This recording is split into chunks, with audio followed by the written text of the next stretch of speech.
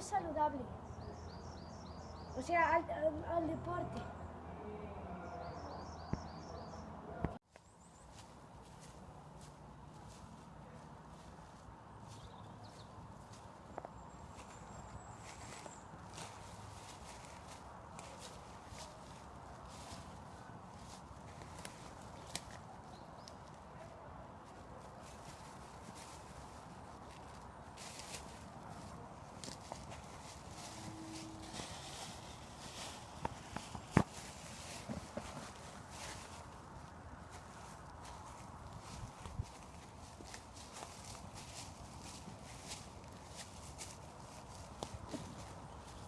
Hay que cuidar el medio ambiente.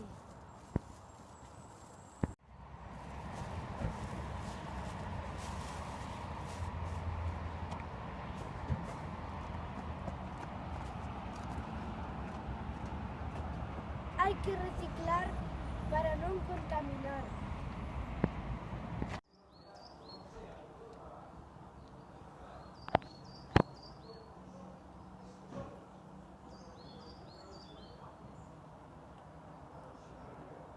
Tomar fruta es saludable. 5 al día.